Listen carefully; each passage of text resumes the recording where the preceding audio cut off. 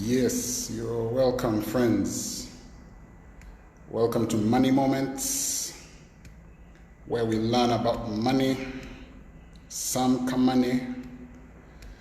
I'll be sharing from my heart what I feel, what I know will bless you. You're welcome, Pastor Dennis Mahande. It's great to see you. Yvonne, you're welcome. Bill, thanks for tuning in and watching. You are tuned into Money Moments this evening, and we're going to be discussing a very interesting topic, and hopefully you'll be blessed. So we will give guys a few minutes. I'll start at 5 sharp. So you're welcome.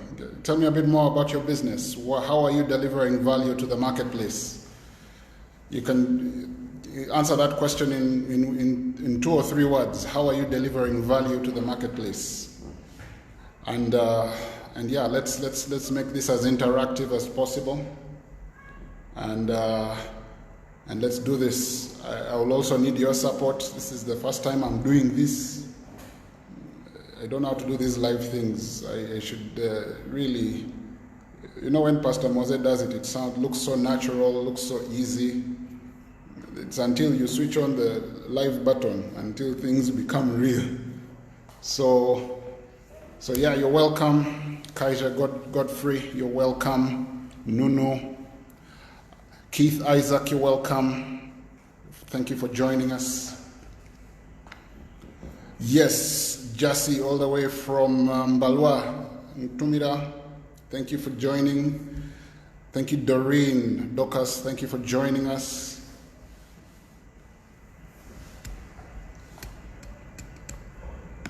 Welcome to Money Moments. These next 30 minutes are going to change the trajectory of your business. I believe that strongly. And so, yeah, you're welcome. You're welcome. Kuzo, Angela Sanyu Okulo, you're welcome. Thank you for tuning in. It's great having you. Annette Sabiti, you're welcome. Thank you for joining. Yeah. So let's take a few minutes. How do you deliver value to the marketplace? Just give us that answer in one or two words. How do you deliver value to the marketplace? Let's make it as interactive as possible. It's 5 o'clock, and we're going to start. I'll share from some topics and stories, hopefully, that I have, and then we can have an interactive Q&A, and you can ask me some questions that have to do with business and money in this day and age. Thank you, Ivan, for that answer. You provide visual content for businesses. Thank you for that answer. Yeah, you provide, Tony, you're welcome. Providing IT solutions. That's how you deliver value onto the marketplace. Thank you. You're welcome, Kizito Tiopista, you're welcome. Wycliffe, you're welcome. So great. Let's just begin quickly with a word of prayer.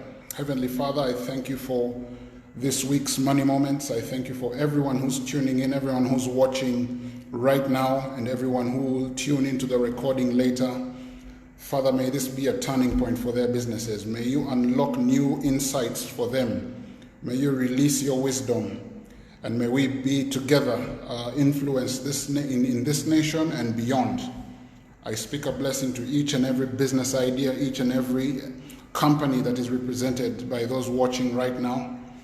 And Father, you release your blessing. We thank you and we bless you. In Jesus' name we pray. Princess Becky, thank you for joining in. My one and only, my Musubub, my heartbeat, Rachel, thank you for joining. Now I'm not allowed to blush when I'm live, so I'll try not to. Sylvester tuning in all the way from across seas. You're welcome. You're welcome. Dorcas Malova, thank you. Mama Gobas, thank you for joining in. Thank you for sharing those tidbits on how you deliver value to the marketplace. Comfort and confidence by providing quality wear for men and women. I like that. I like that. Someone provides tasty mandazi. That's a very good way to provide value into the marketplace. Pastor Egesa Philip, welcome, welcome, welcome. You are all welcome to this Money Moments. So now I'll go straight into it. One of my favorite verses in the Bible, which I will be accused of overquoting, and you'll forgive me, but every time I think about this verse, it is packed, it is loaded, and it's found right in the beginning in Genesis chapter 1, verse 26. And God said, let us make man in our own image, according to our likeness. Let them have dominion over the fish of the sea, over the birds of the air, and over the cattle, and over all the earth, on every creeping thing that creeps on the earth. And that is how God, and then the Bible says, and God created man and he blessed them. So that's an interesting thing.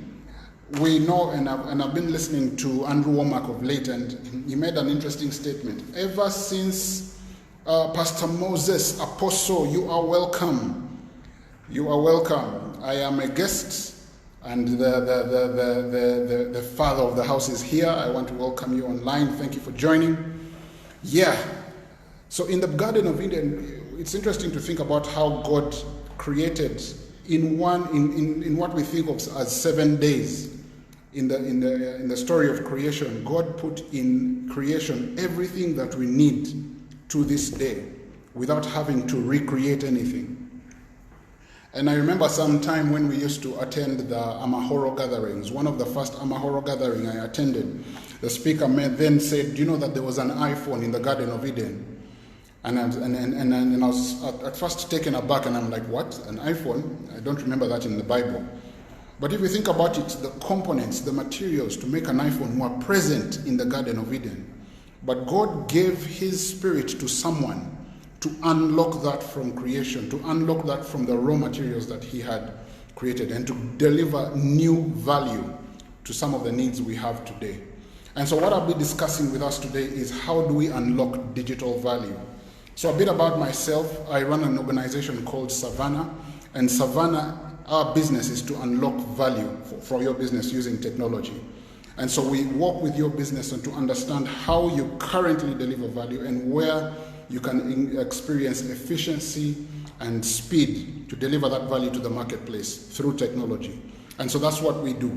And I wanted to share a bit of a story of how we get to, of where we are right now. And it's important that there's been a paradigm shift, whether you have noticed it or not. There's been a paradigm shift. So the journey of digitization started from the invention of the computer. And what many people don't know is that the computer used to be a person. I say this a number of times when I'm teaching, that there was a person called a computer. And his role was to compute the trajectory of shells and mortars during war. And so if you have a tank in World War I, and you have to fire at your enemy who is at a distance, you can't just point the turret at them and then fire. The shell will fall on the ground. And so there was a person in that battalion, the person who was mathematically gifted, who would estimate the distance of the enemy and the height at which the turret should face, and then calculate different calculations and give this information to the ballistics operator, and then he would fire that shell. That person, his role in the battalion was called a computer, because his work was to compute. And I share that story because right now many of you are wondering or are surprised that actually that's where the computer got its name. But it's because we digitized that role. That role had been fully digitized, meaning that right now we can't even comprehend that this used to be done by a human being, or it used to be a physical job done by someone. So the increase in digitization to where we are today has changed the way we deliver value to the marketplace. And I'm speaking to businessmen. And sometimes we don't think about these things abstractly. We are either caught up in the rut of business, or what people like to call the rat race, and we forget that there is a big picture. There's a world that's moving around us. And then you'll wake up one day and discover you have no more value that you're delivering to the market. And this has not been, as in there has been no greater example of this than what has happened through COVID, unfortunately. So what happens is that, you know, the world is moving, is continuous spreading on its axis in 2019. Then when you come to 2020, you know, in a couple of months into the year, and next thing you hear is a COVID, there's a lockdown, businesses have to shut down, people have to stay in their homes. This has never happened in history. It is unprecedented. Now, if you keenly look at the businesses that survived, that businesses that were able to continue operating, these were the ones that had a digital footprint.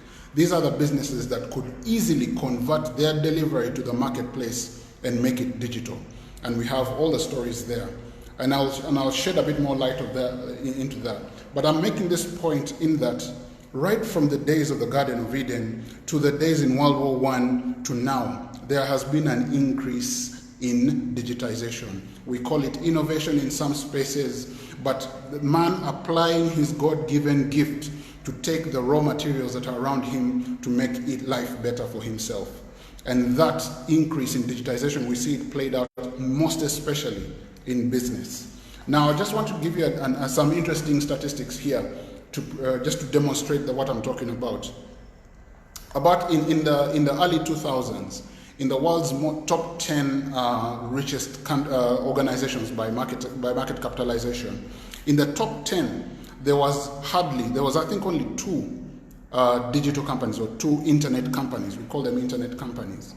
And the rest were banks, oil companies, and some commodity companies.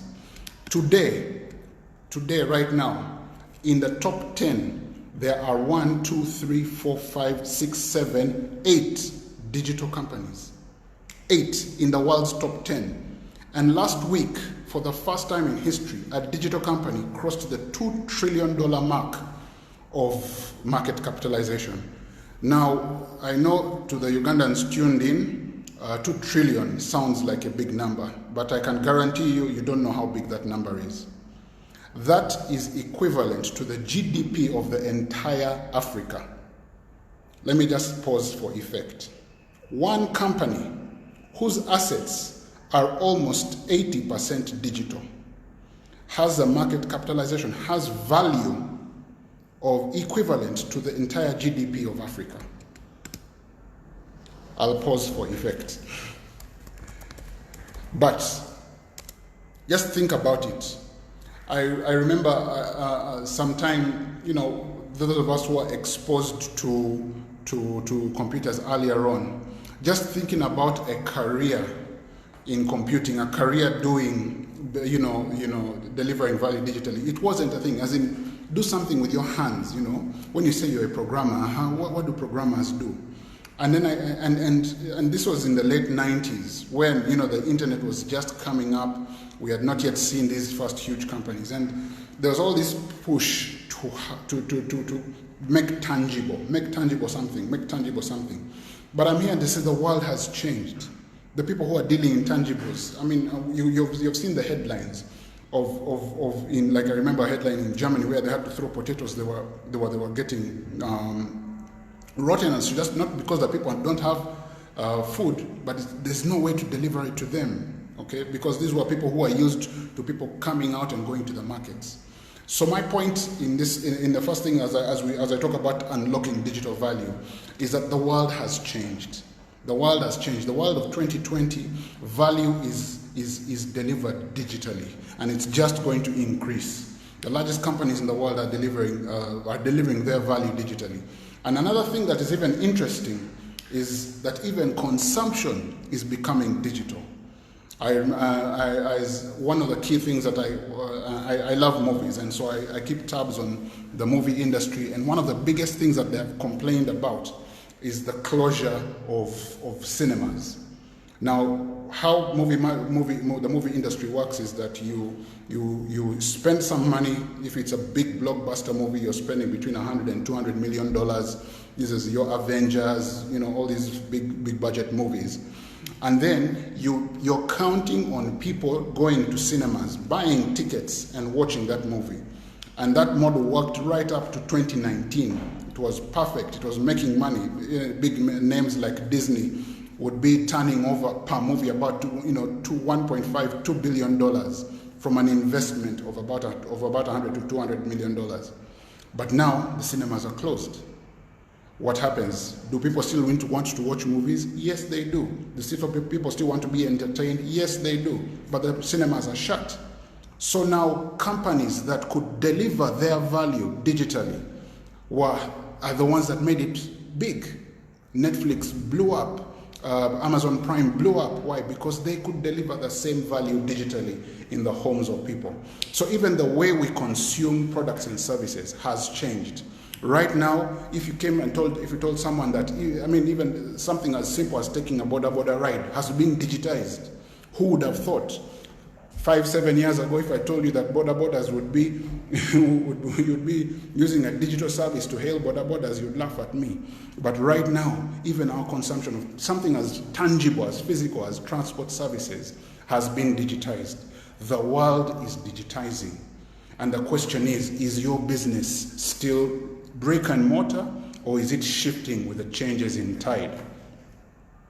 Another thing that may or may not be a bit controversial, but I also wanted to share even as we unlock digital value, is money. Money has not been spared in the digitization shift. Money started out as physical, tangible currency or representation of value. This is where you are certain that the money is seated somewhere in a bank holding it safely for you. Even before we started with money, the history of money goes back to where we used to use stones. In some olden tribes used to use massive circular shaped stones as representation of value.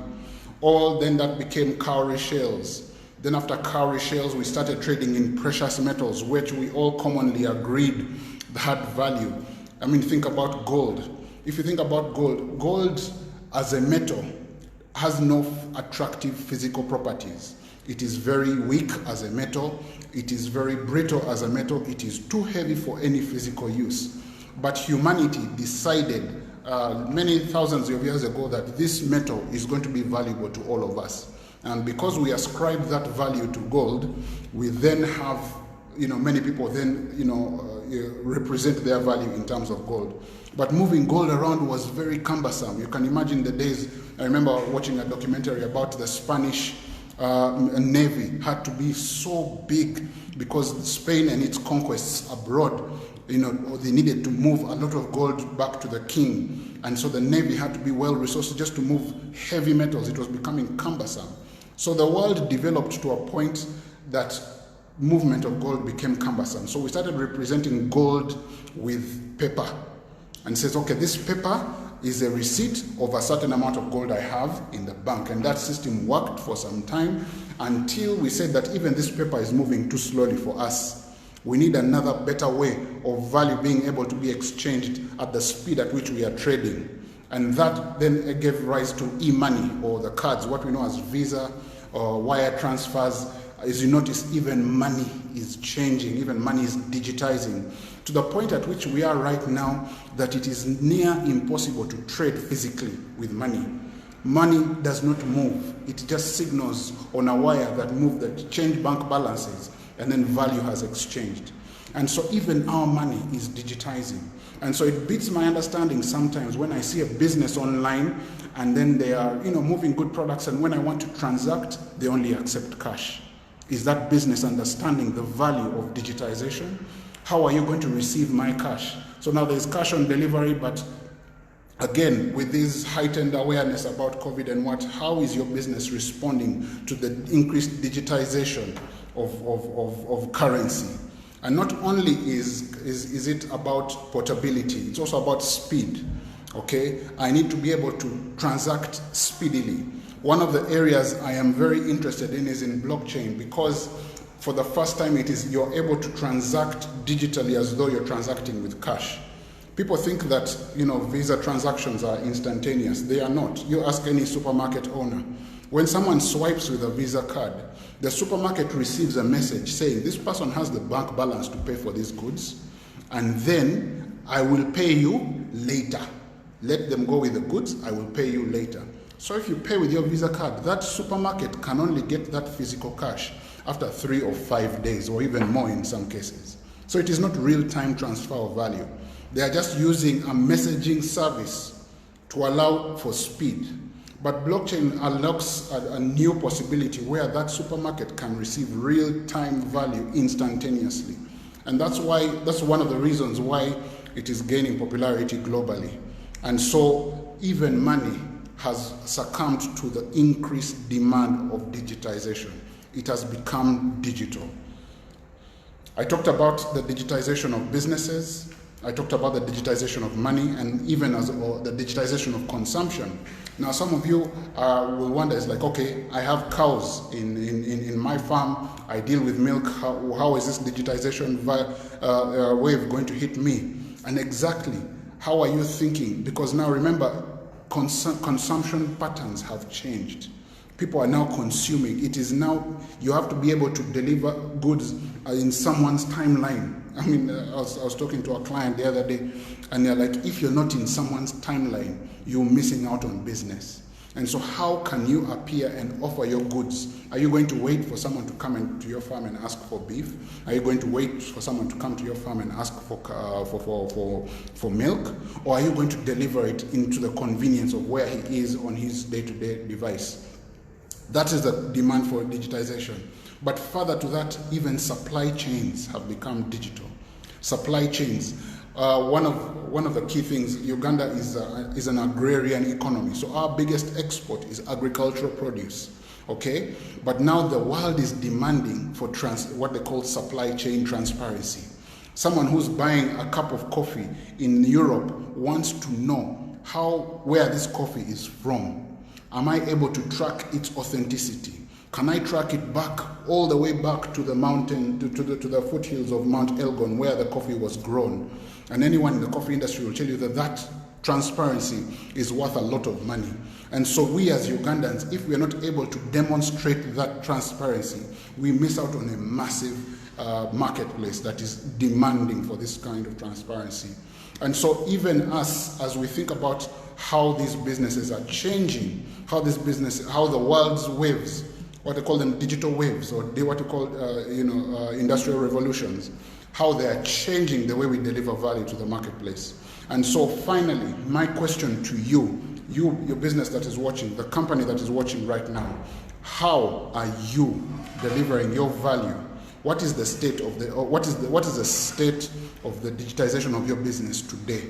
Are you still looking at traditional ways of doing business? Are you exploring the massive opportunities that are there through your digital tools? Looking at the scenario that we have been faced, COVID has, it has been it has hit us hard in some places, but some businesses have gotten a massive wake-up call. I'll give you the example of banks. One day banks are operating, waiting for people to go into their businesses to walk in and deliver, and attend to their customers. Then guess what? Lockdown. Now lockdown, no more customers walking through. The only interface your customer had with you is a cheat or an ATM card, okay? And now they can't leave their homes to transact. And so they had to think quickly, how do we get back into the lives of our clients? And so now what you're seeing is that now banks have completely revolutionized. I know of a bank that is spending enough money in the next 5 years, it wants to be fully digital, 100%, no branches. I was talking to a friend of mine, and for the first time in Uganda, there's been a bank that has applied for a license, a digital license, to operate only digital. And I know of a couple that are operating in Nigeria. This means you can enroll, you can borrow money, you can pay back, you can pay suppliers without walking into a bank branch. That is the world we live in today. Now, some of you do business with banks, some of you supply paper to banks, some of you supply these things. How are you reading these signs of the shift in tide.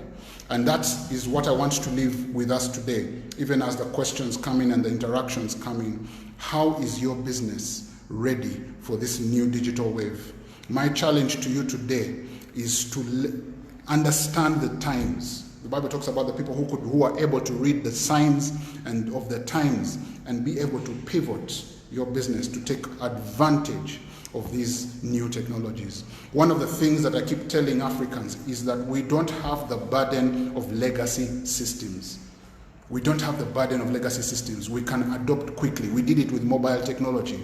While the rest of the world was waiting for them to get enough to fix lines so that they can start going into mobile technology, we Africans embraced mobile technology wholeheartedly, to the point that right now it was one of the biggest penetrations per capita of mobile handsets is in Africa. And then we didn't stop there. We went even now and said, okay, since we have a handset in almost every adult's hands, how can we deliver money? And that was the birth of mobile money. Again, in the whole this digital wave, people said mobile money wouldn't work in Africa. Now East Africa is the leading mobile money hub globally. Okay? And so it is possible for us to take advantage of this when we see the opportunity ahead of us and grab it. And it's not far-fetched. It's not far-fetched. It is within our reach. And so my challenge to the businesses out there, even as you tighten the ship, even as you're more prudent in the way you spend your money, even as you look for new horizons for your business, go think digital.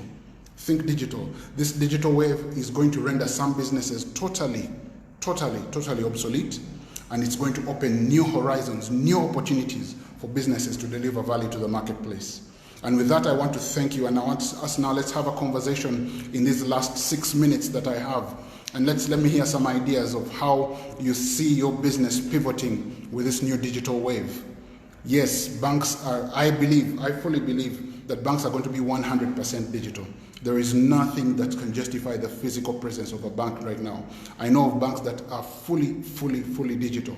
And that's going to mean something. If you're in the mobile money agency business, that's going to mean something for you. If you're in the agent banking business, that's going to mean something for you. Okay? So how are you reading these signs? How are you reading these signs? Yes, there's a move to cashless. Yes, Becky is sharing you're living in a cashless country. Yes. I'll give you a small testimony. Ever since lockdown, the maximum amount of money I've held in my wallet is, I think, 50,000 shillings. That should tell you something. That should tell you, and my wife will attest to this, I don't like having cash in my wallet because I have the devices. I get so frustrated when I see a mobile money sign somewhere saying mobile money accepted here. Then when you go and says, the system is down. I remember sometime I'd gone somewhere to buy, I think at a petrol station, and it had a mobile money sign there. And I'm like, okay, can I pay with mobile money? No, the person with the phone is not here. And I'm like, look, see how we throw away business because this gap of digitization is not being taken seriously. There's a lot of value we can deliver to the market if we just think digital. Yes, East Africa is the leading mobile money hub globally. That is true. That is very, very true.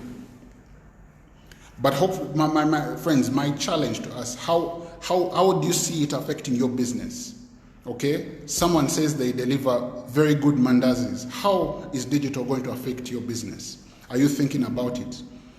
Just think about the market you could access. If you had access to Facebook, for example, if you could sell your mandazis on Facebook.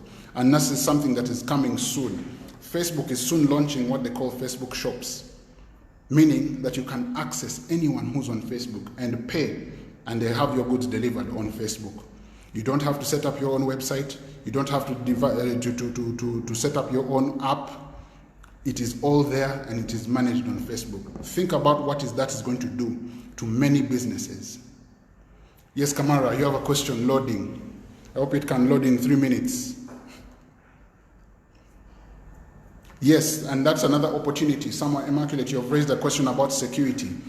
Well, let me give you a statistics. First of all, I'm personally a cybersecurity expert. And I can tell you, in the whole of Uganda, there is not more than 100 certified, well-experienced cybersecurity experts.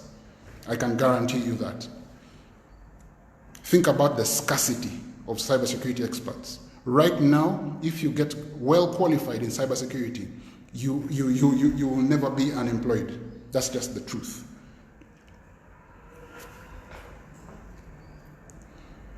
Mark is sharing that in Malaysia they went digital 15 years ago. Yeah. So, this is what COVID brings. We catch up. It wakes us up. Sometimes there are two things that can wake you up. You can be woken up by circumstance, or by just shock. Someone just shocks your system with some statistics. You will wake up and say, "Hey, I'm going to be relevant in 5 years," and you have to do things. Yes, we've applied for a mobile bank, and yeah, Stanbic is enrolling for free. True. Yes, Facebook Shop is soon launching, and that's what I'm saying. And this is what people might not realize. Everyone is on Facebook. Facebook has 2.6 billion people. What bigger market can you access than that? It has 2.6 billion people. If you think about it, in Uganda, I think the numbers of Facebook are approaching 5 million. Why? And this is maybe a tip for someone. If you're thinking about how to deliver value to where people are, as in go where people are, that's how I can put it, as simply as possible. Go where people are. Yes, and if there are, 500,000 people, 5 million people on Facebook, that's where they are. Put your marketplace there. It saves you a lot. Marketing on Facebook is so much cheaper than over-the-top marketing. And people who have more expert in this, like the Kamaras from Nomad, they can share how social media is revolutionized. Any parting shots before I close? My time is fast spent. I hope I have tickled your mind and challenged your thinking as regards how you can deliver your value to the marketplace. And this is my prayer. My prayer is that we will see the wave coming and we will take advantage of it. So someone is asking what the digitization of banks will do to mobile money, because again, mobile money, the only value agency banking, let me give the example of agency banking. The only value agency banking has right now is because people need cash. As the need for cash diminishes, the business case for agency banking will diminish. Why? I gave you the example of me during COVID. I did not need to have cash. So I did not need to go to an agency bank. If I have cash, okay, if I have money on my device and I can pay at the supermarket, I can pay at the market, I can pay everywhere else, I don't need to hold cash. Those of you who have had the pleasure or the privilege of traveling to China will know exactly what I mean. People in China, if you hold cash, people look at you weirdly. It's like, why are you holding those papers? They're one of the most cashless economies globally right now.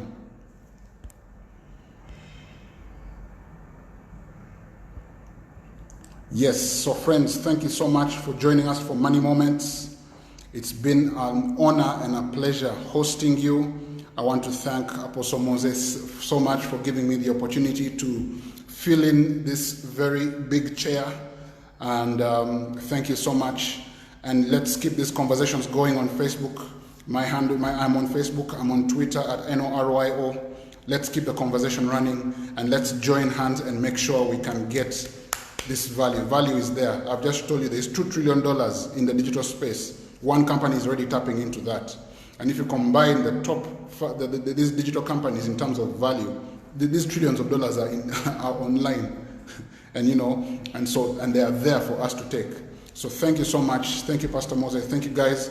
Until we meet again for Money Moments next week, have a blessed day.